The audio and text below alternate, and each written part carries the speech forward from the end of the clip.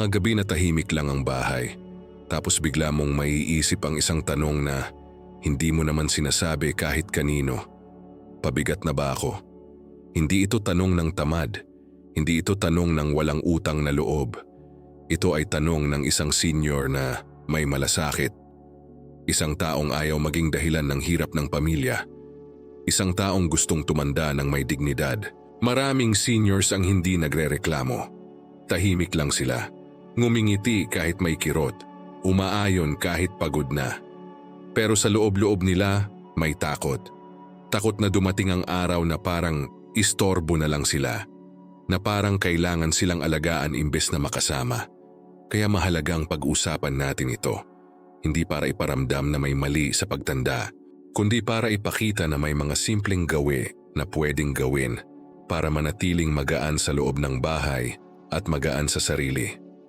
Ang unang simpleng gawi ay ang pagpapanatili ng kakayahang mag-isip at magpasya para sa sarili.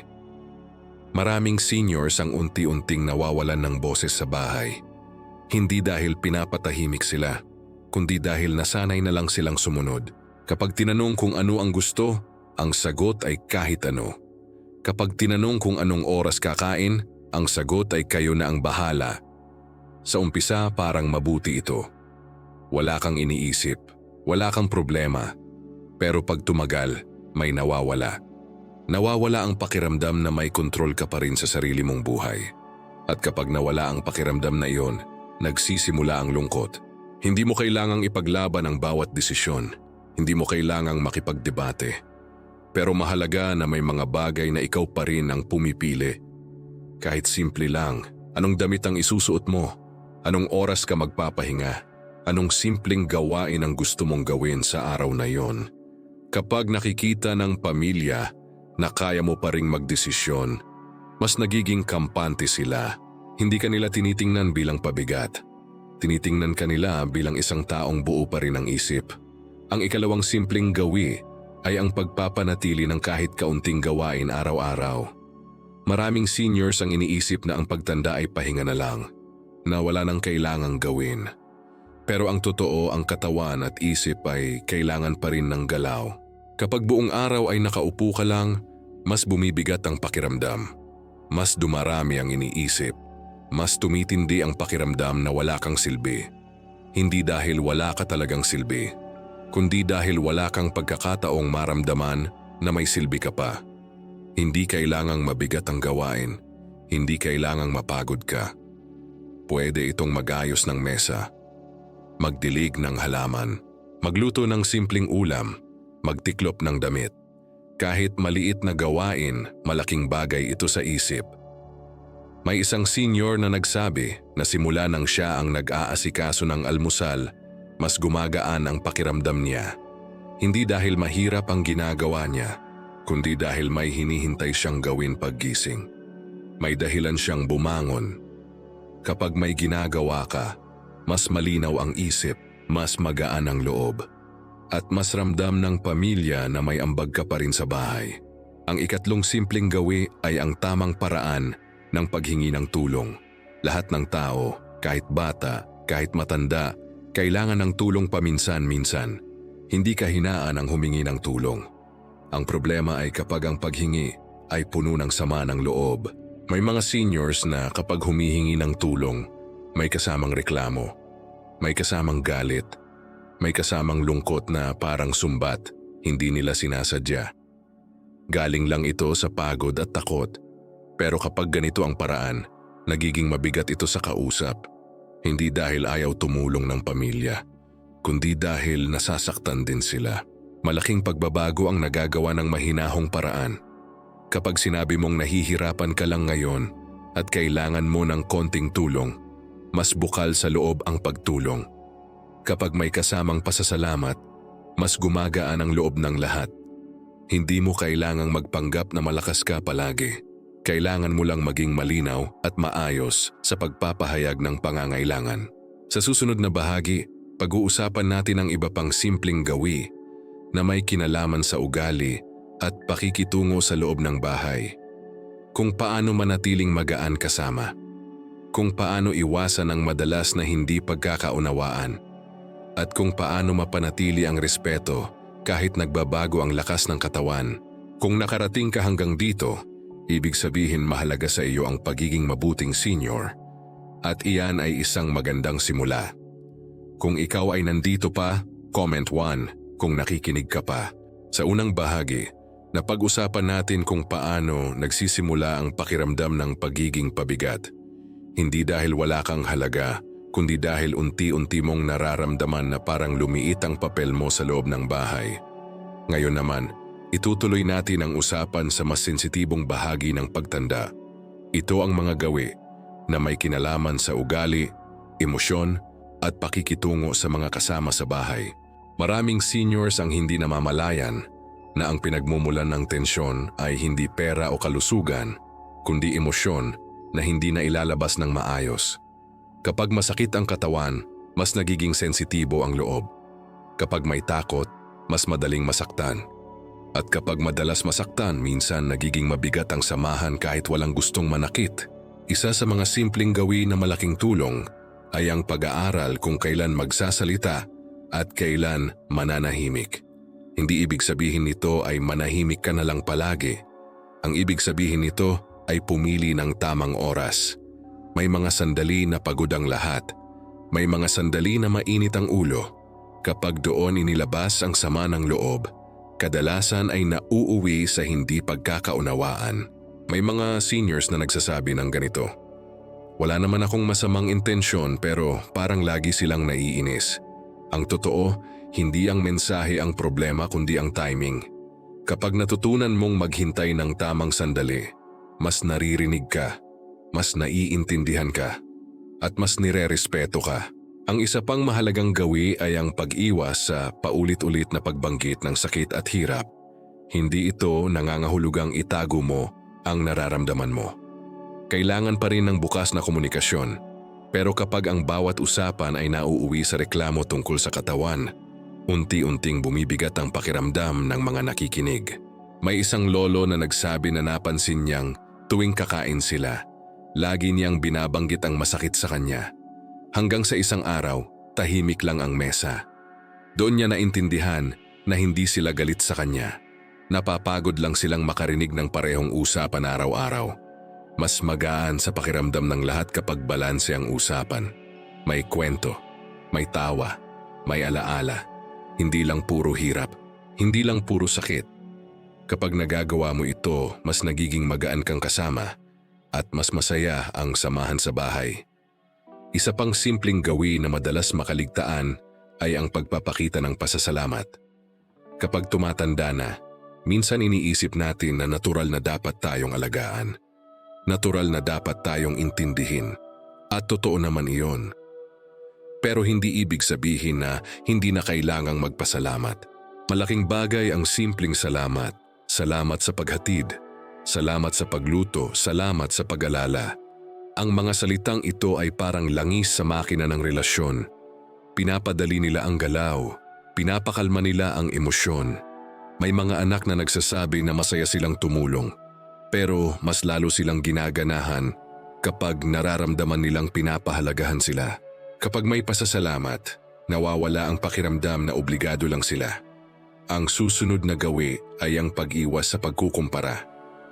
Maraming seniors ang hindi sinasadya pero napapahambing. Noon, mas masipag ang ganito. Noon, mas maasikaso ang ganito. Ang ganitong mga salita ay tila maliit lang, pero may bigat ito sa loob ng nakakarinig. Kapag may paghahambing, may sugat na nabubuo. At kapag may sugat, unti-unting lumalayo ang loob. Mas mabuting ituon ang pansin sa kasalukuyan, sa kung ano ang mayroon ngayon, sa kung ano ang pwedeng pasalamatan ngayon. Isa ring mahalagang gawi ay ang pagpapanatili ng sariling interes. Kapag ang buong mundo mo ay umiikot na lang sa pamilya, mas nagiging sensitibo ka sa bawat galaw nila. Kapag may sarili kang interes kahit simple lang, mas balanse ang emosyon mo. Pwede itong panunood ng palabas, pakikinig ng radyo, pag-aalaga ng halaman, pagbabasa, paglalakad sa umaga. Ang mahalaga ay may oras ka para sa sarili mo. Kapag buo ang loob mo, mas magaan kang kasama. At huwag kalimutan ang pag-aalaga sa pananalita. Habang tumatanda, mas lumalabas minsan ang pagiging prangka. Walang masama sa pagiging tapat, pero may paraan ng pagsasabi na hindi nakakasakit. Kapag natutunan mong magpahayag ng mahinahon, mas nagiging bukas ang iba sa iyo. Mas nagiging madali ang pakikipag-usap, mas nagiging tahimik ang bahay. Sa susunod na bahagi, pag-uusapan natin ang mga huling simpleng gawi na may kinalaman sa pag-iisip, pananaw sa sarili at pagtanggap sa pagbabago ng katawan at panahon. Ito ang mga gawi na tutulong sa iyo na manatiling magaan hindi lang sa bahay, kundi sa sarili mong isipan. Kung nakarating ka hanggang dito, ibig sabihin handa kang magbago at matuto. At iyan ay isang napakalakas na katangian. Kung ikaw ay nandito pa, comment 2 kung nakikinig ka pa. Sa mga naunang bahagi, napag-usapan natin kung paano nagsisimula ang pakiramdam ng pagiging pabigat at kung paano ito unti-unting nabubuo sa isip at emosyon ng isang senior. Ngayon naman, pag-uusapan natin ang huling mga simpleng gawi na may pinakamalalim na epekto. Ito ang mga gawi na may kinalaman sa pananaw sa sarili, pagtanggap sa pagbabago, at kung paano manatiling may saysay kahit nag-iiba ang lakas ng katawan. Maraming seniors ang hindi nahihirapan dahil sa katawan lang. Mas mahirap ang pinagdadaanan sa isip. Kapag napapansin mong mas mabagal ka na, kapag hindi mo na kayang gawin ang mga dating kaya mong gawin, kapag kailangan mo nang umasa sa iba sa ilang bagay, dito madalas pumasok ang hiya at lungkot. Isa sa pinakamahalagang simpleng gawi ay ang pagtanggap na ang pagtanda ay pagbabago, hindi pagkawala. Hindi nawawala ang halaga ng tao dahil lang bumagal ang katawan. Nag-iiba lang ang paraan kung paano ito na ipapakita. May mga seniors na pilit ipinaglalaban ang dati nilang lakas. Ayaw tanggapin ang tulong. Ayaw umamin na nahihirapan na. Ang intensyon ay mabuti. Ayaw nilang maging pabigat. Pero minsan, mas nagiging mabigat ang pakiramdam kapag palaging lumalaban sa realidad. Mas gumagaan ang loob kapag natutunan mong sabihin sa sarili mo na iba na ang kaya ko ngayon, pero may kaya pa rin ako. Ang pagtanggap ay hindi pagsuko. Ito ay pag-iingat sa sarili. Isa pang simpleng gawi ay ang pag-iwas sa labis na pag-iisip tungkol sa iniisip ng iba. Maraming seniors ang laging nag-aakala na pabigat sila kahit walang nagsasabi nito. Kapag tahimik ang bahay, iniisip nila na baka iniiwasan sila. Kapag abala ang anak, iniisip nila na baka naiinis na. Ang ganitong pag-iisip ay nakakapagod, nakakabigat ng dibdib, at kadalasan hindi naman totoo. Hindi lahat ng katahimikan ay galit. Hindi lahat ng pagiging abala ay kawalan ng pagmamahal. Kapag natutunan mong huwag agad mag-isip ng masama, mas gumagaan ang emosyon, mas nagiging payapa ang loob, at mas nagiging magaan kang kasama dahil hindi ka puno ng hinala o lungkot. Isa ring mahalagang gawi ay ang pagpapanatili ng koneksyon sa ibang tao bukod sa pamilya. Kapag ang mundo mo ay umiikot lang sa loob ng bahay, mas tumitindi ang pakiramdam ng pagiging pabigat. Parang ang halaga mo ay nakatali lang sa isang lugar. Kung may kaibigan ka, kapitbahay, ka-chat, kausap sa simbahan, ka-text, malaking tulong ito sa emosyon. Kapag may ibang tao kang nakakausap, mas nararamdaman mong ikaw ay bahagi pa rin ng mas malaking mundo. Hindi kailangan ng madaming kaibigan. Kahit isa o dalawa lang. Ang mahalaga ay may nakakarinig sa iyo. May nakakaintindi. May nakakausap na hindi lang tungkol sa problema sa bahay. Isa pang simpleng gawi na madalas nakakaligtaan ay ang pagbibigay sa halip na puro pagtanggap. Kapag palagi kang tumatanggap ng tulong, unti-unting bumababa ang pakiramdam ng halaga. Pero kapag may pagkakataon kang magbigay, kahit maliit lang, bumabalik ang sigla. Pwede kang magbigay ng payo kung hihingin. Pwede kang magbigay ng oras sa pakikinig. Pwede kang magbigay ng dasal. Pwede kang magbigay ng ngiti. Hindi kailangang pera. Hindi kailangang malaki. May mga anak na nagsasabi na mas mahalaga sa kanila ang payo ng magulang kaysa sa anumang tulong pinansyal. Kapag ibinibigay mo ang karanasan at karunungan mo, nararamdaman mong may silbi ka pa rin. Isa rin sa pinakamahalagang gawi ay ang pag-aalaga sa sarili ng hindi naghihintay ng utos. Kapag inaalagaan mo ang sarili mo, ipinapakita mo sa pamilya na mahalaga ka. Kapag pinapahalagahan mo ang kalusugan mo, mas kampante silang kasama ka. Hindi kailangang perpekto, hindi kailangang mahigpit.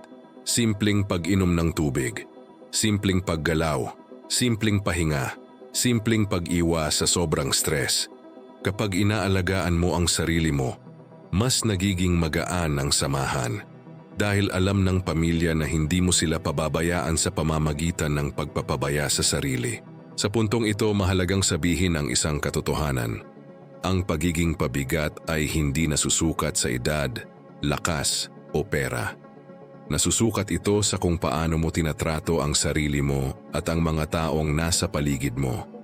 Ang senyor na may malasakit, may kababaang loob, may pasasalamat, may sariling dignidad, ay hindi kailanman pabigat. Kung narating mo ang bahaging ito ng video, gusto kong ipaalala sa iyo na mahalaga ka. Hindi ka sobra, hindi ka istorbo, may lugar ka, may saysay ka. Salamat sa pakikinig hanggang dito. Kung nakarating ka sa dulo, comment down sa comments. At kung gusto mo ng mas maraming ganitong usapan, like ang video at mag-subscribe para sa susunod na mga bahagi.